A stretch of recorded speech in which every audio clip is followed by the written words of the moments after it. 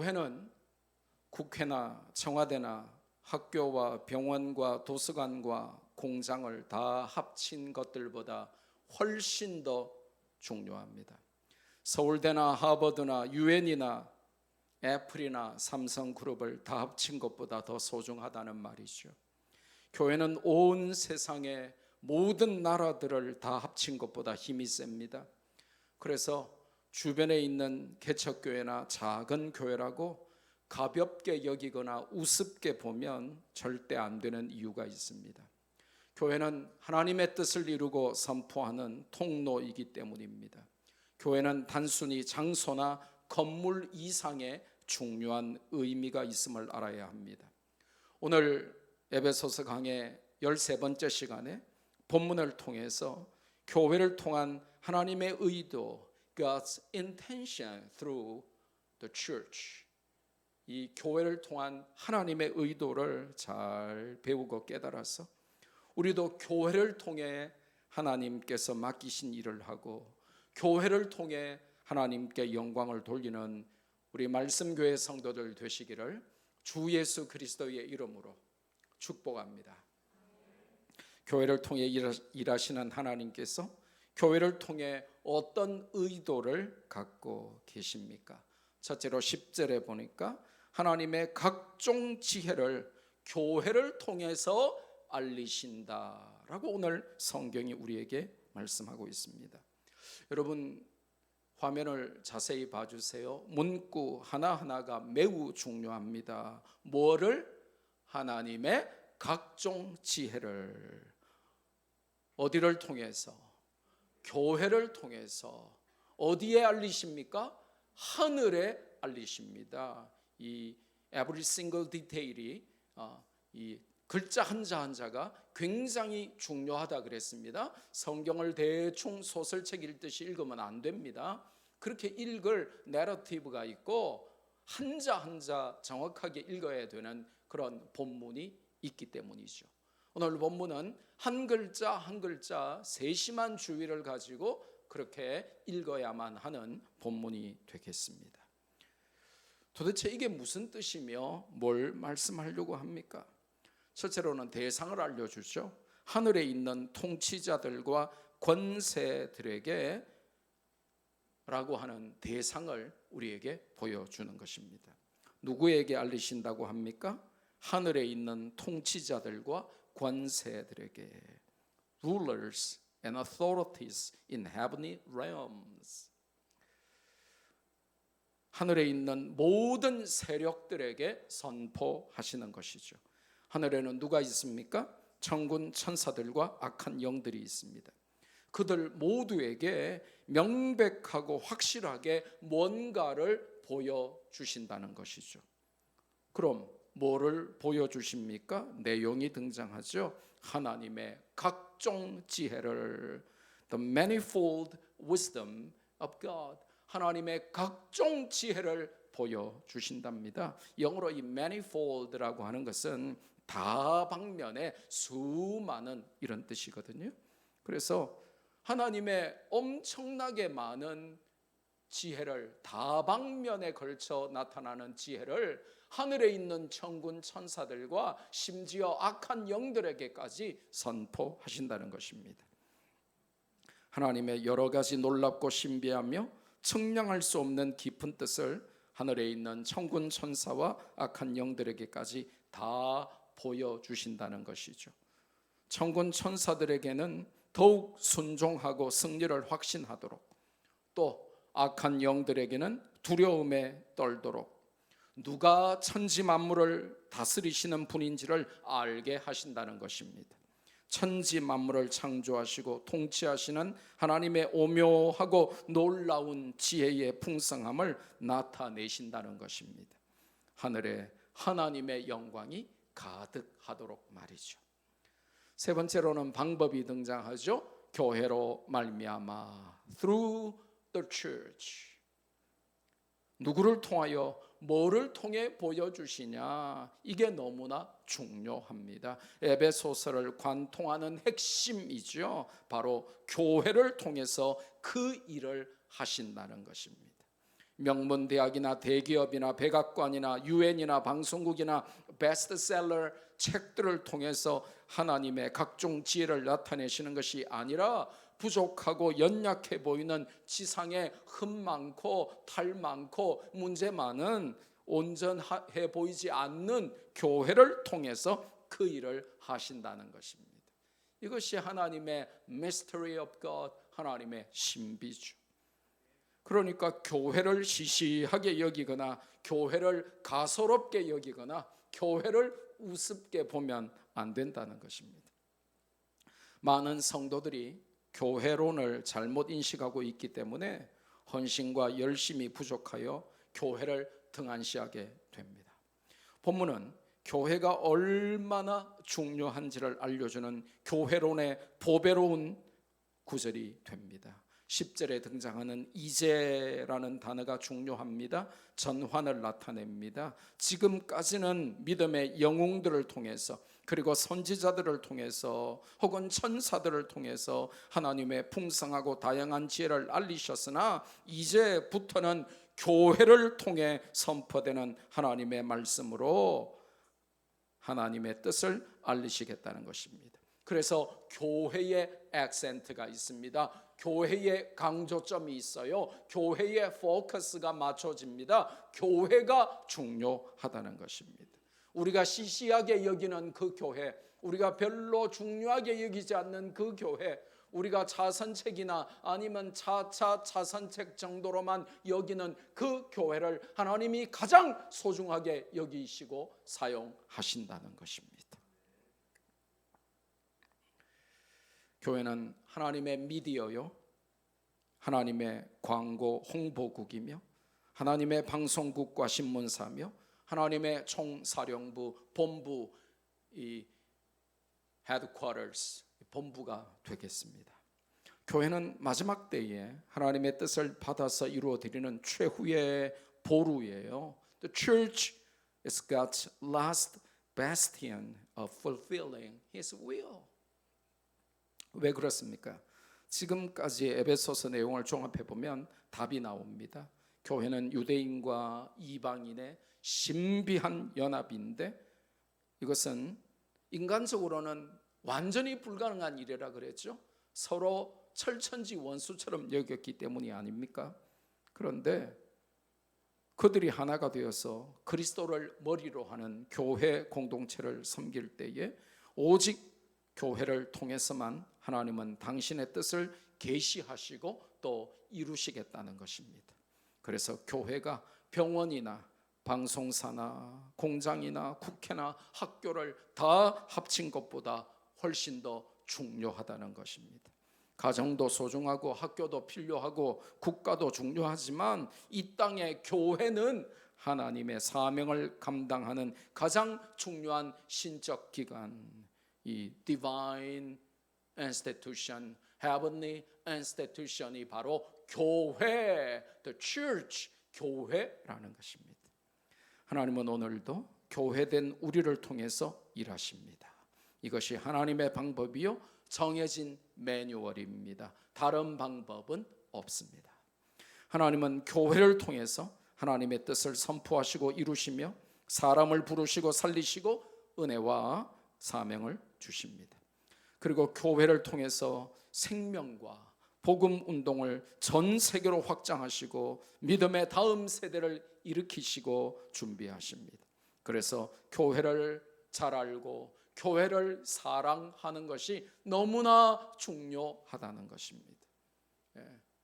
집에서 키우는 개보다도 강아지보다도 고양이보다도 교회가 다음 순위가 되면 문제가 심각해지는 것입니다.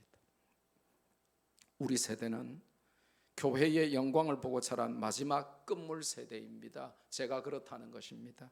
저는 한국교회가 불같이 타오르던 시절의 끝물이라도 맛본 마지막 세대입니다.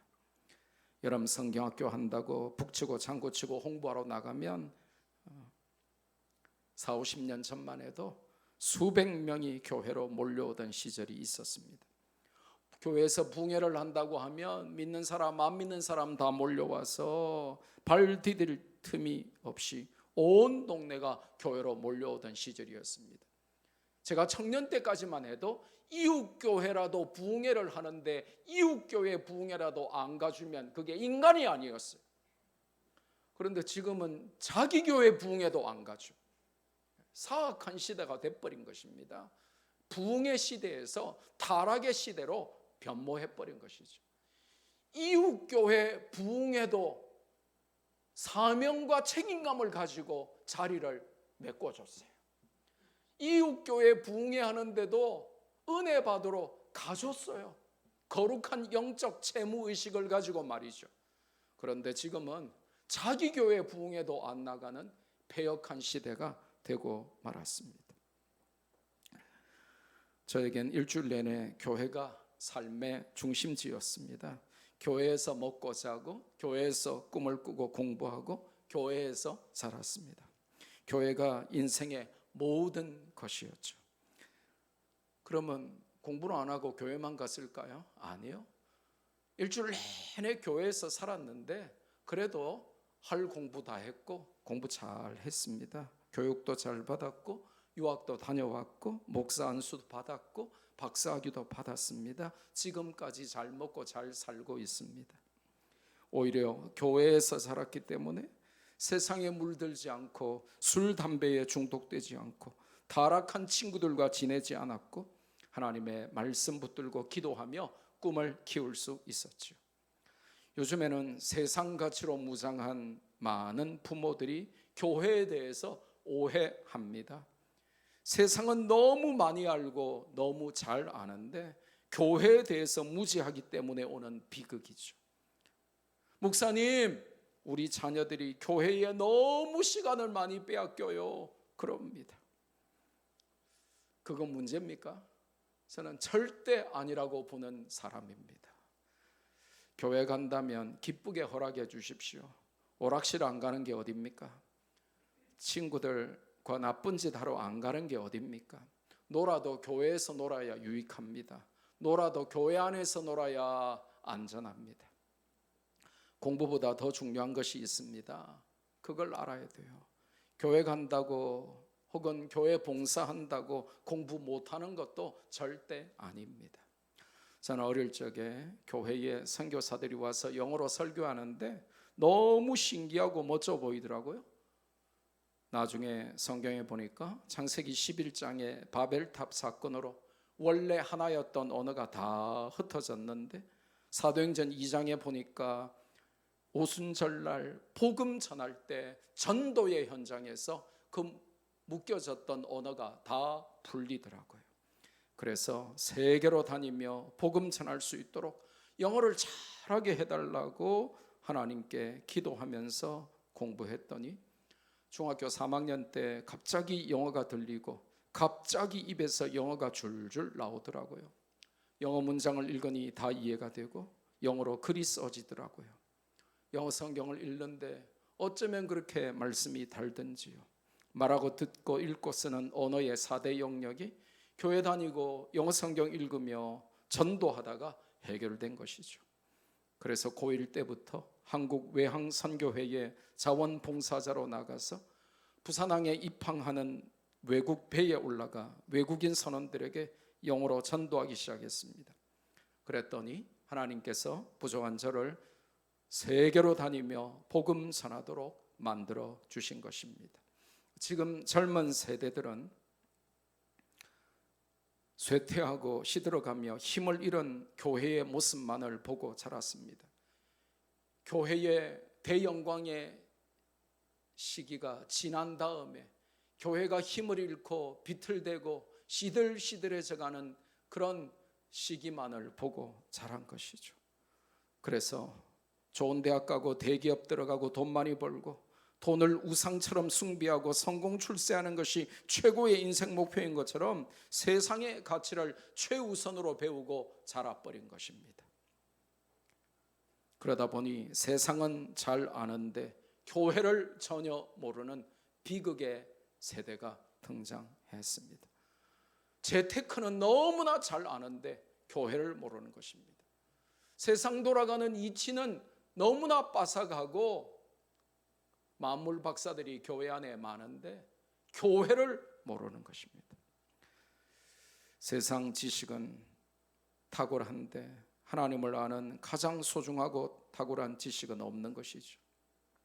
그래서 우리는 교회의 영광스러운 모습을 회복시켜서 하나님이 교회에 맡기신 사명을 완수할 다음 세대를 잘 키워낼 수 있도록 우리 교회를 부흥의 요람으로 만들 책임이 있는 것입니다. 부모 세대가 먼저 교회를 통해 하나님의 영광을 보고 성령의 역사를 경험하며 자녀들에게 그것을 보여주고 가르쳐야 하는 것입니다. 그래서 마지막 때에 우리 말씀 교회가 감당해야 할 사명이 얼마나 큰지 모릅니다. 열심히 전도하고 로고스 국제학교를 세워 다음 세대를 일으키는 사명을 감당하는 멋진 교회가 우리 말씀 교회가 아닙니까? 할렐루야. 울산에 있는 어느 교회에 부흥회를 인도하러 갔었어요. 그랬는데 몇 년 되지 않은 교회인데 청소년들이 또 대학생들이 바글바글 하더라고요. 이 작은 교회, 역사와 전통도 없는 교회에 어떻게 이렇게 청소년들, 대학생들이 바글바글 하게 됐냐라고 물어봤더니 그렇게 된 지가 몇 년 안 됐다는 것입니다. 그 교회 젊은 담임 목사가 놀라운 간증을 하더라고요. 처음 부임하고 보니까 교회가 불 꺼진 교회며 할머니들만 모이는 교회고 비만 오면 비 새고 침수되고 지하교회니까요. 심지어 전기 누전으로 불도 나는 교회였다는 것입니다. 늘 물 퍼내고 불 끄는 게 일이었다는 것입니다. 늘 교회 앞에 불이 꺼져 있으니 교회 앞 골목에는 불량 청소년들이 모여서 담배 피고 침 뱉으며 친구들 괴롭히는 장소였다는 것입니다. 깨진 유리창 법칙 알죠? 악순환이 되풀이 되는 것이죠. 교회 앞이 불량 청소년들의 모임 장소가 되고 교회 앞에서 날마다 두들겨 맞으면 누가 교회 오고 싶겠습니까? 그런데 젊은 담임 목사가 부임하고 모든 게 달라졌다는 것입니다. 처음에 다음 세대 냉장고를 큰 걸 한 대 드렸다는 것입니다. 그 냉장고 이름을 다음 세대 냉장고 이렇게 명명을 했다는 것입니다.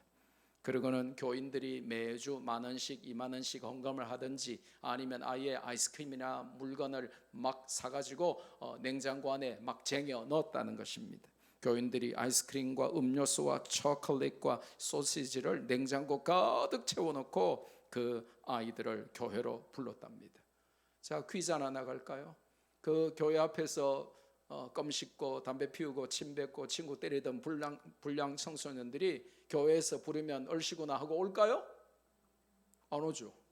당연하죠.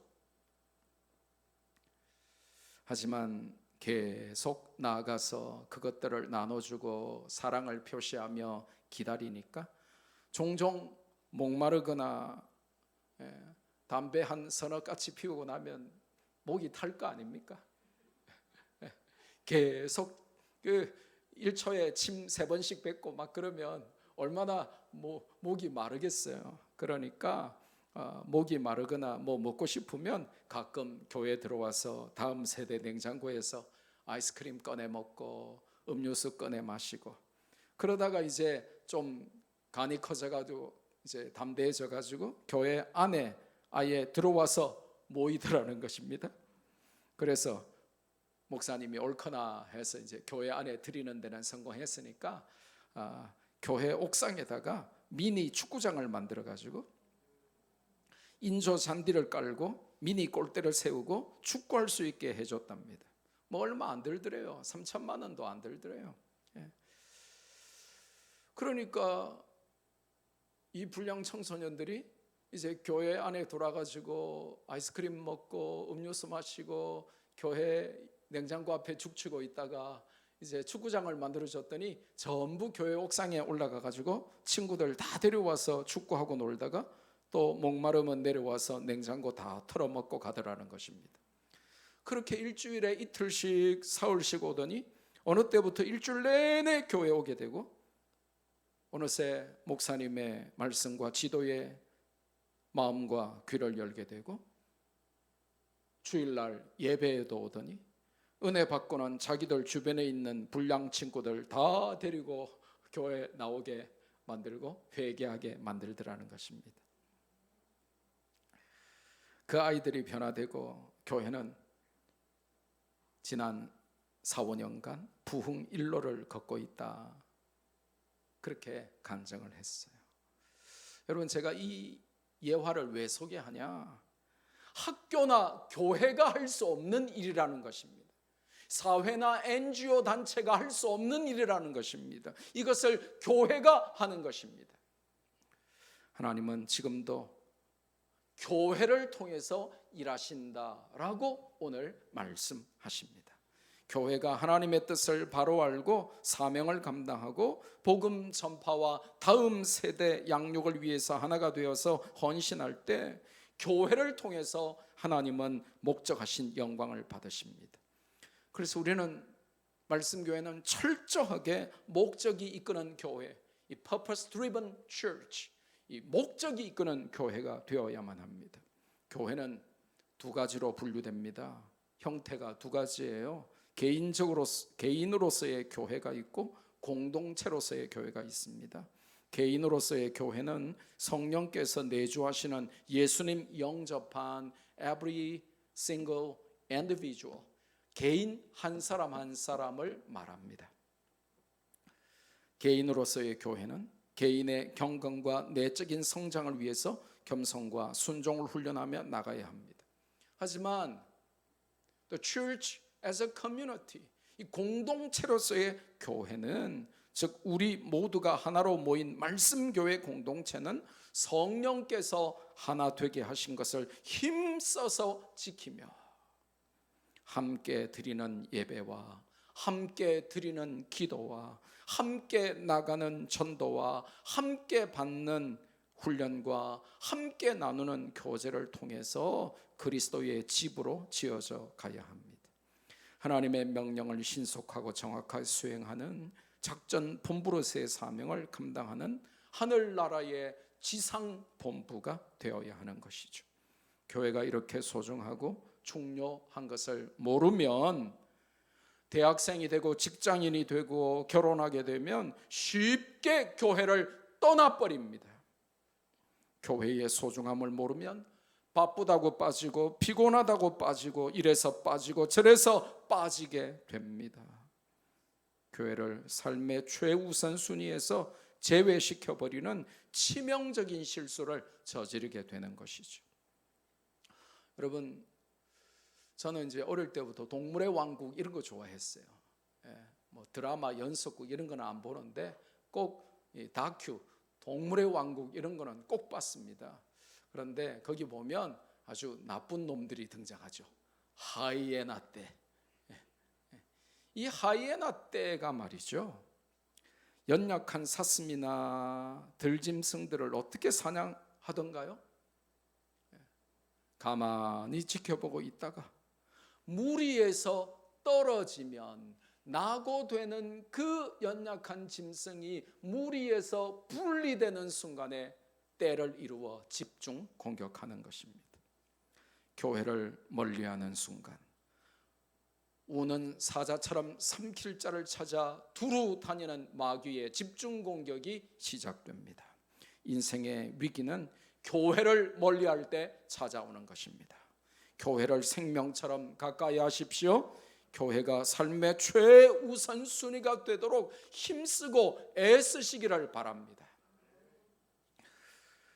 두 번째로 11절에 보니까 교회를 통한 하나님의 뜻 계시와 성취는 미리 예정된 것이다. 그렇게 우리에게 하나님의 교회를 통한 의도를 알려줍니다.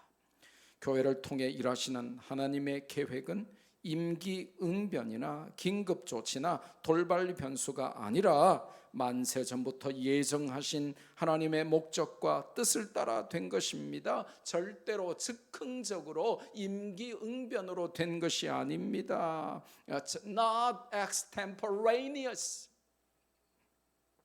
교회는 사도행전에서 처음 공식적으로 등장하는 듯 보여도 교회를 계획하시고 세우시고 교회를 통해 일하시고 영광 받으시려는 하나님의 계획과 목적은 이미 만세 전부터, 영원 전부터 있었다는 것입니다.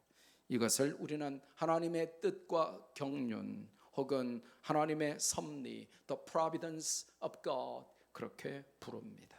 교회는 하나님의 섭리 안에 있습니다. 이걸 알아야 교회를 소중하게 여기고 교회를 즐겁게 섬길 수 있습니다. 저는요, 아무리 피곤하고 힘들고 해도 교회를 섬기는 일에 짜증이 나거나 화가 나거나 부담이 있어 본 적은 철들고 나서는 별로 없었던 것 같아요. 뭐냐? 나 같은 자가 그리스도를 머리로 하는 교회를 섬길 수 있는 이 영광과 특권이 있다는 것만 해도 감사한데, 아프고 피곤하고 바쁜 것이 그게 이유가 될 수 없다는 것을 깨달은 거예요.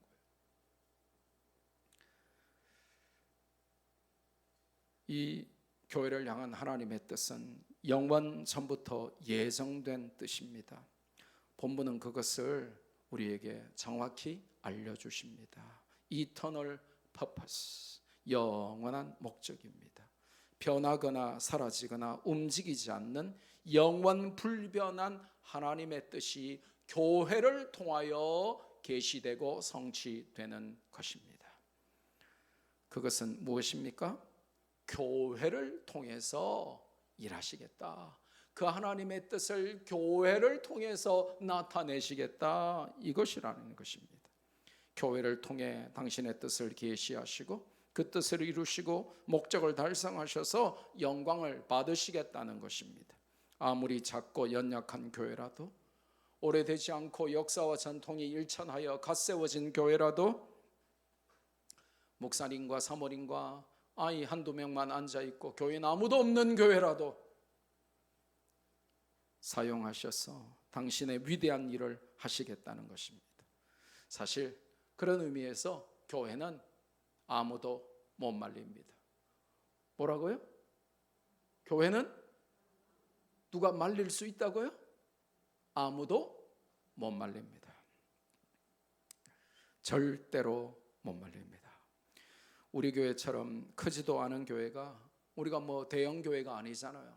그런데 세계를 다니며 5대양 6대주에서 단기 선교를 하고 미국과 영국과 프랑스, 유럽의 비전 트립을 다녀오고 도움의 손길이 필요한 곳에 선교사들과 선교단체를 통해 사랑을 전달하는 일들을 넉넉히 감당하고 있습니다.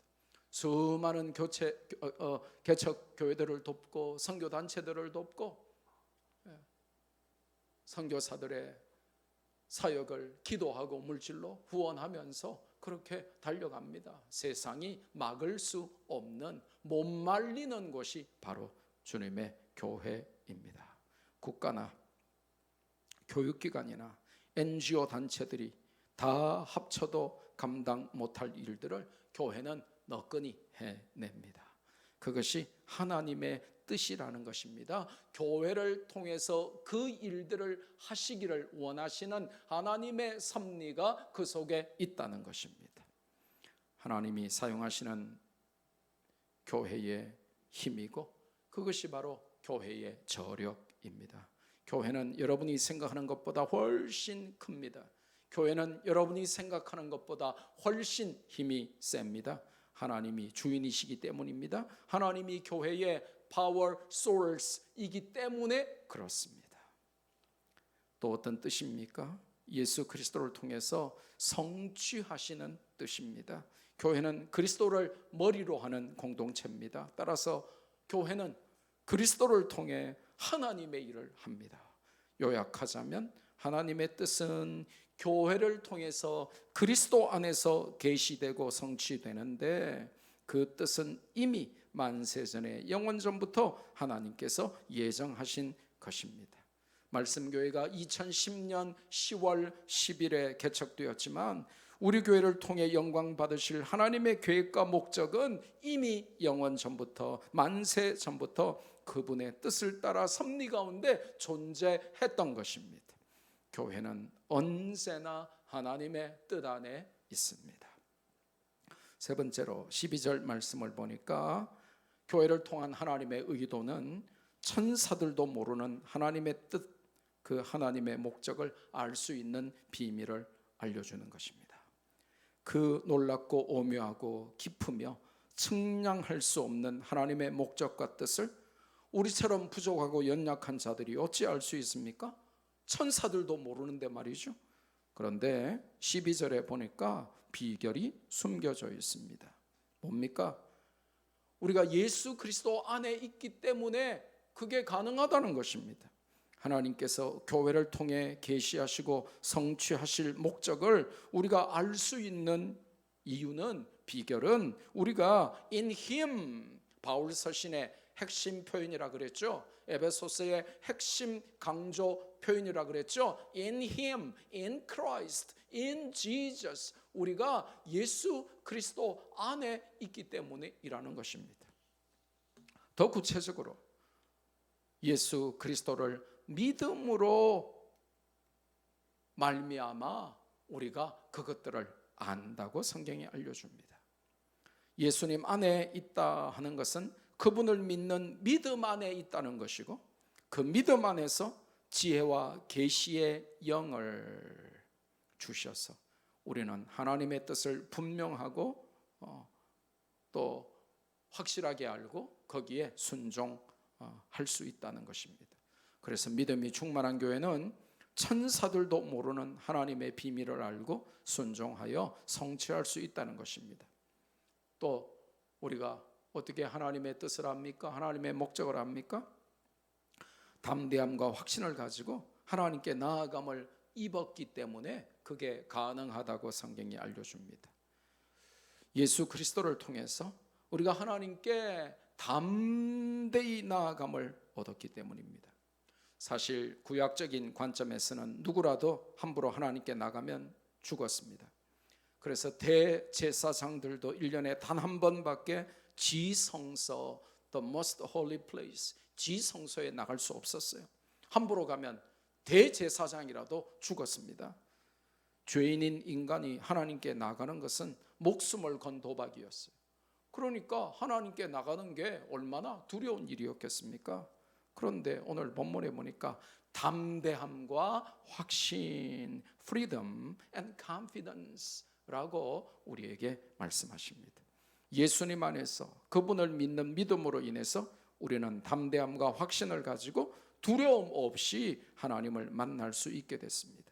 죄의 두려움과 공포가 막았던 하나님 만나는 길을 예수님께서 십자가로 활짝 열어놓으신 것입니다. 그걸 가장 잘 기록해둔 성경이 바로 신약의 레위기라고 불리는 히브리서입니다. 히브리서 10장 19절에 보니까 그러므로 형제들아 우리가 예수의 피를 힘입어 성소에 들어갈 담력을 얻었나니, 이 성소는 지성소를 말합니다. Therefore, brothers, since we have confidence to enter the most holy place by the blood of Jesus. 우리가 예수님의 피를 힘입어 지성소에 담대히 들어감을 얻었다라고 성경이 선포하고 있는 것입니다. 근데 이 나아감이라고 하는 단어를 정확히 알아야 합니다. 왕을 만난다 하는 헬라어 단어가 사용되었습니다. 즉 왕을 만나는 걸 알현이라고 합니다. 알현한다는 것입니다. 12절에 사용된 하나님께 나아감을 얻었다 하는 표현은 사실 2장 18절에서도 사용되었는데 헬라어로 프로사고겐이며 단순한 만남을 일컫는 단어가 아니라 왕을 알현하도록 인도했다 하는 의미를 가진 단어입니다. 고대 문서를 보면 고대 근동지방이나 헬라 문화권에서는 왕을 알현하도록 사람들을 인도하는 권한을 가진 관리들이 매우 중요한 직책 중에 하나였어요. 그런데 그 왕께로 사람들을 알현하도록 인도하는 관리를 지칭하는 헬라어 단어가 오늘 본문에 사용된 나아감이라는 단어의 원형이 되겠습니다.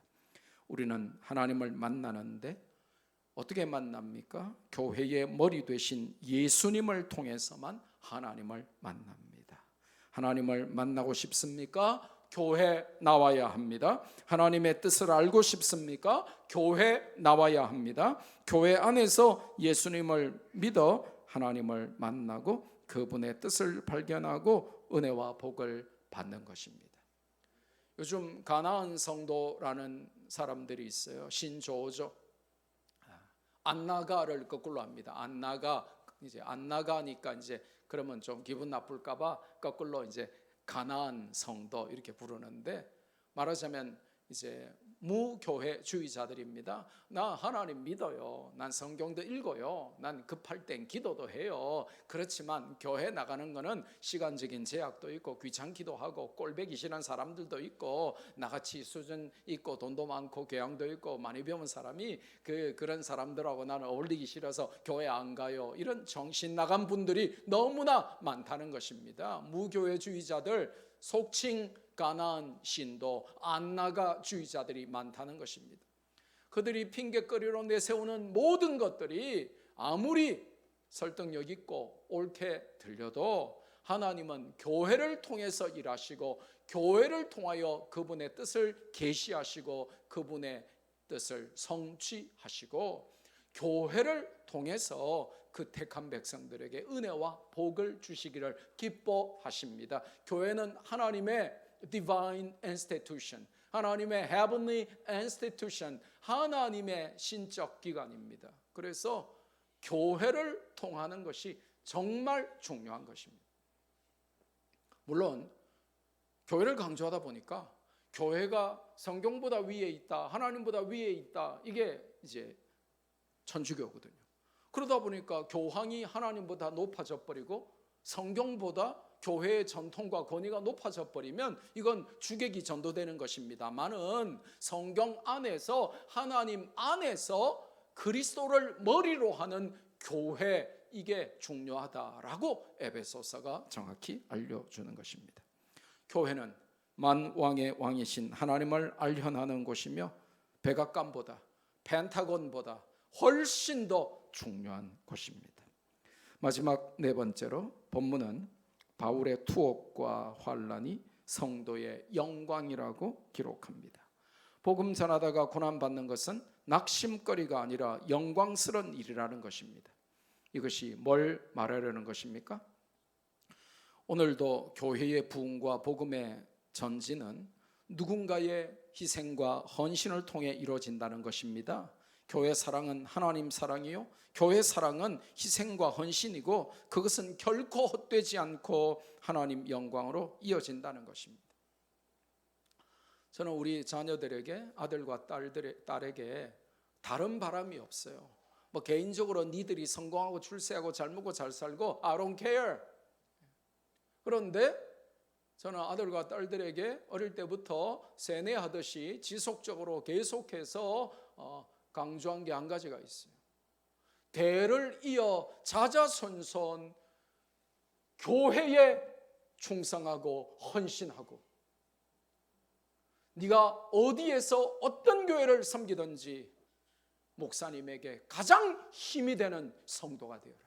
그리고 그 교회에서 가장 앞장서고 헌신하는 성도가 되어라. 아끼지 말고 교회를 위하여 드리고 교회 일에는 발벗고 나서고, 아빠 엄마가, 할아버지 할머니가 충성했던 것보다 훨씬 더 청출어람하여 아무개 목사의 손자, 아무개 목사의 아들이 아니고 그 개인 한 사람 한 사람으로서 교회의 가장 기둥 같은 일꾼이 되라. 저는 우리 자녀들에게 그렇게 가르쳐 왔습니다. 좋은 대학 가고 잘 먹고 잘 살고 성공하고 출세하고, 그것보다 훨씬 더 중요한 것은 하나님을 아버지로 믿듯이 교회를 어머니처럼 섬기라는 것입니다. 이것이 에베소서가 성경이 알려주는 교회론입니다. 하나님을 아버지로 믿는 자는 교회를 어머니처럼 섬깁니다. 다른 말로 하면 교회를 어머니처럼 섬길 수 없는 사람들은 하나님을 아버지로 믿을 수가 없는 것입니다. 교회를 어머니처럼 섬기지 못하면서 하나님을 아버지로 믿는다는 것은 죄송하지만은 거짓말이고 불가능하다는 것입니다. 누군가가 교회를 위해 희생하고 헌신하고 충성할 때 교회는 성장하고 복음은 전진합니다. 그 사람이 바로 내가 되어야 하는 것입니다. 오늘 본문은 13절에 바울의 투옥과 여러 환난을 언급하고 강조합니다. 본문에 보면 바울은 지금 로마의 감옥에서 옥중 서신으로서 에베소서를 쓰고 있죠. 복음 전한 죄밖에 없는데 그게 뭐가 죄라고 오히려 수고했는데 말입니다. 감옥에 갇히게 된 것입니다. 고린도 후서에 보면 바울이 당한 환난이 어느 정도였는가 대충 가늠할 수 있는 단서가 잘 나와 있어요. 고린도 후서 1장 8절에서 9절에 보니까 형제들아 우리가 아시아에서 당한 환난을 너희가 모르기를 원하지 아니하노니, 그 다음부터 주목해서 보세요. 힘에 겹도록 심한 고난을 당하여 살 소망까지 끊어지고 우리는 우리 자신이 사형 선고를 받은 줄 알았으니 이는 우리로 자기를 의지하지 말고 오직 죽은 자를 다시 살리시는 하나님만 의지하게 하심이라. 또 고린도후서 11장 23절 하반절부터 28절에 보면 더 자세히 복음을 위한 바울의 고난이 묘사되고 있어요.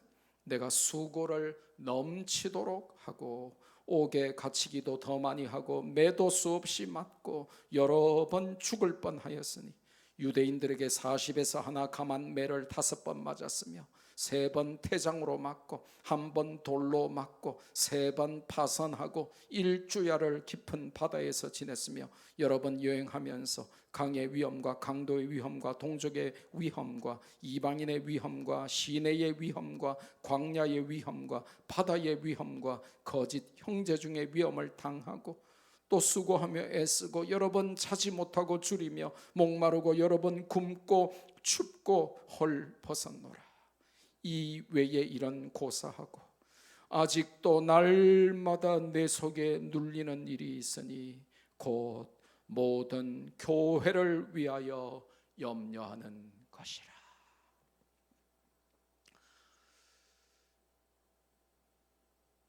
도대체 교회가 뭐길래? 여러분이 오늘 이 본문을 정확하게 성경의 의도를 제대로 캐치하고 이 성경의 본문을 제대로 이해했다면 여러분은 한 가지 질문이 나와야 돼요. 징하다 징해 그러면서 도대체 교회가 뭐길래 저렇게 목숨 걸고 저렇게 고난과 환난을 당하고 돌에 맞고 물에 빠지고 파선하고 채찍에 맞고 태장을 맞고 저렇게 죽을 고생을 다 하면서 도대체 교회가 뭐길래 저렇게 찔기게 징하게 저렇게 하는가 하는 질문을 해야만 하는 것입니다. 교회가 뭐길래 그렇게 환난과 핍박과 위험을 무릅쓰고 죽음을 앞두고 감옥에 있으면서도 오직 교회 걱정밖에 안 하는 것일까요? 교회가 뭐길래 자나 깨나 교회 생각만 할까요? 참 많은 교훈과 깨달음을 주는 대목이죠. 저와 여러분은 교회를 얼마나 소중히 여기고 얼마나 교회의 가치를 둡니까? 바울처럼 환난과 핍박 중에도 교회를 최우선 순위로 여기고 살아가며 계십니까? 교회 때문에 교회 일을 하다가 그렇게 목숨이 위태로운 지경을 당하고 감옥에 갇히고 매를 맞고 그렇게 사형 선고를 받은 것 같은 절박한 상황에 수십 수백 번 처해도 그래도 교회를 위하여 염려하고 걱정할 수 있겠습니까? 그렇다면 방역을 빌미로 예배를 금하는 이 정권의 부당함과 독재에 맞서야 되겠죠. 시키는 대로 합시다. 그래서는 안 되는 것입니다. 이 엄중한 시기에 여러분 단계가 3단계, 4단계 올라가도 여러분 직장은 잘 가시잖아요. 그리고 백화점에 가서 명품관에도 가시잖아요. 백화점에 가서 쇼핑도 하시잖아요. 그리고 식당에 가서 그 위험한데 마스크를 벗고 식사도 하시잖아요. 편의점도 가시잖아요. 그러면서 정권에 속아서 교회만 더 위험한 줄 알고 교회는 위험해서 당분간 못 가겠다고 하시잖아요. 그러면서 어떻게 교회를 사랑하고 교회를 소중히 여긴다고 말할 수가 있겠습니까? 교회를 알고 교회를 사랑하고 교회를 성경의 관점에서 보면 답이 분명하게 나오게 되어 있습니다. 교회를 모르면 세상 따라 시류에 편승하게 되어 있는 것입니다. 어쩔 수 없어요. 그래서 오늘 성경은 낙심치 말아라 라고 강조합니다. 여러 환난에 대해서 아이고야 저렇게 앞장서서 일하더니 우리 바울 목사님이 감옥에 갇혔네. 그럼 우리는 안 죽으려면 전도하면 안 되겠네. 교회에 충성하면 안 되겠네. 그렇게 discouraged 되지 말라는 것입니다. Never ever be discouraged. 그렇게 낙심하지 말라는 것입니다. 바울은 로마서 5장 3절에 우리는 환난 중에도 즐거워하는 자들이다. We rejoice in our sufferings. 우리는 환난 중에도 즐거워하는 자들이다라고 크리스천의 아이덴티티를 설명하고 있어요. 우리는 세상 사람들처럼 좀 힘들다고 아프다고 징징 짜고 울고 낙심하고 울고 불고 난리가 날 사람들이 아니라 환난과 핍박이 오면 올수록 오히려 환난 중에 오히려 즐거워하는 사람들이 크리스천들이요. 그것이 우리의 아이덴티티라는 것입니다. We rejoice in our sufferings. 왜 낙심하지 말고 오히려 즐거워해야 합니까? 몇 가지 이유가 있어요. 해산하는 수고를 통해서 복음이 확장되기 때문에 해산하는 수고는 힘들어도 해산의 결과는 너무나 기쁘고 달콤하기 때문에 낙심할 필요가 없다는 것입니다. 할렐루야! 비록 해산하는 것, 이 child birth, 해산하는 것 같은 뼈아픈 수고를 해도 그것이 생명 탄생의 기쁨으로 변하기 때문에 그렇다는 것입니다. 우리 이목사 보세요. 김수영 사모 보세요. 쌍둥이 낳기 전에는 얼마나 두려웠겠습니까? 아이고 내가 쌍둥이를 놓진 않노 이러면서. 하지만 쌍둥이 낳고 나니까 기쁨은 2배가 아닙니까? 얼마나 좋습니까? 온 교회가 쌍둥이 때문에 거의 막 반하고 있잖아요. 그리고 엄마 아빠가 얼마나 물어보니까 할아버지 할머니가 너무 좋아하신다는 것입니다.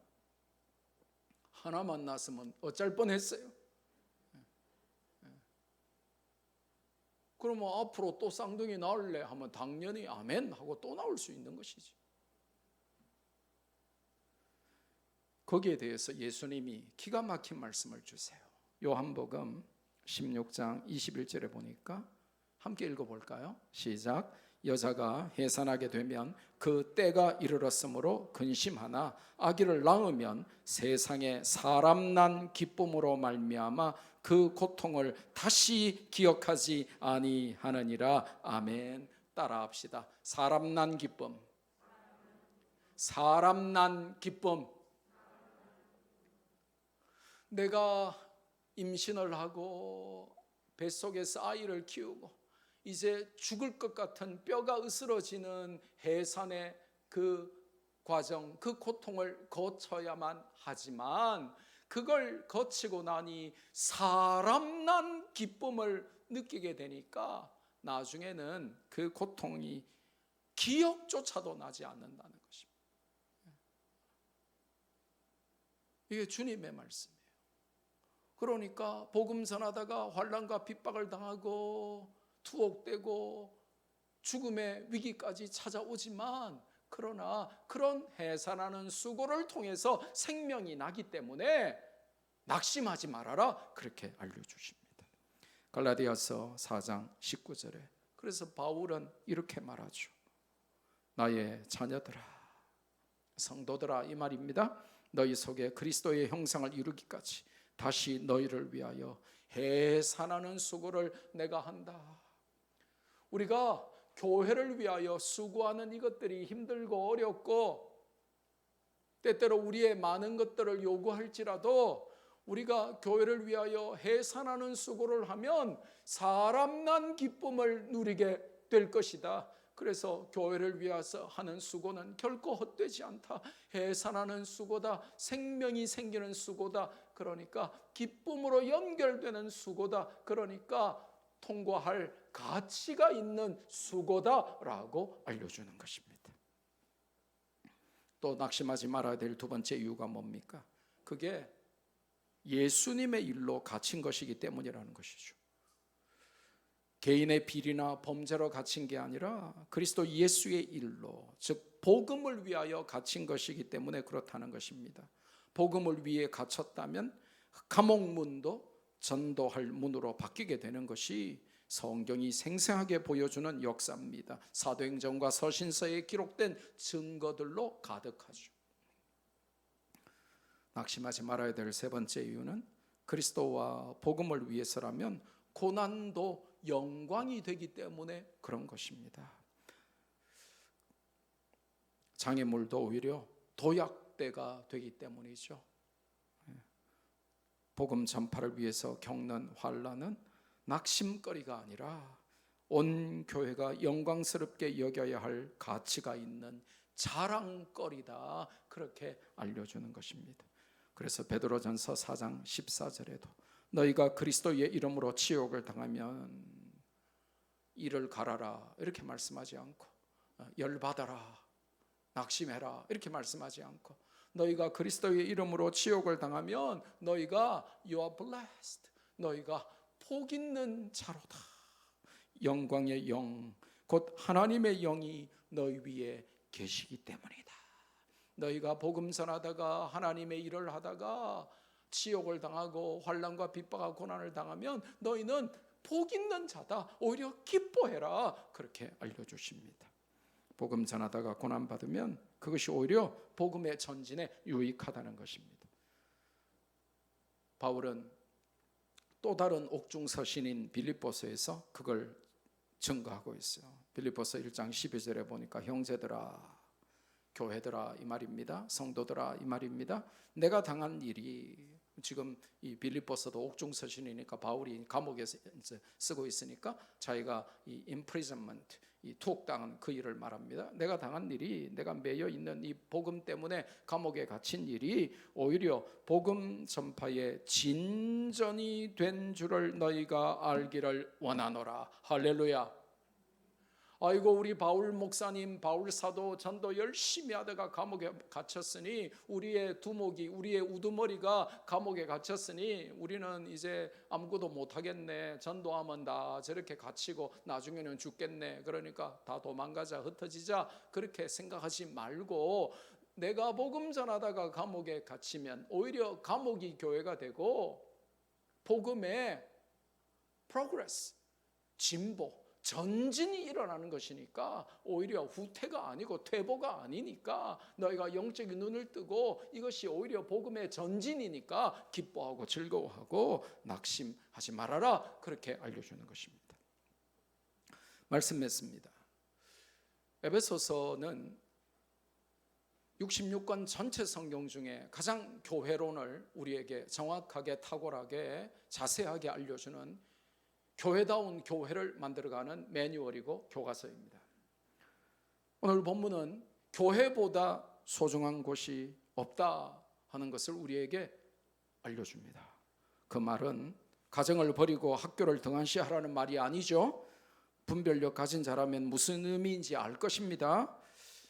우리 목사님이 교회가 최고라 그랬어, 교회가 최우선순위라 그랬어, 그러니까 가정도 학교도 직장도 사업도 다 필요 없어, 이렇게 해석하면 안 된다는 거예요. 다 중요하지만 최우선순위가 교회에 있다는 것입니다. 그러니까 헤어질 때 인사를 잘해야 된다 그랬죠. 집에 다녀오겠습니다, 이렇게 인사해야죠. 그 말은 베이스가 어디라는 거예요? 교회라는 것이죠.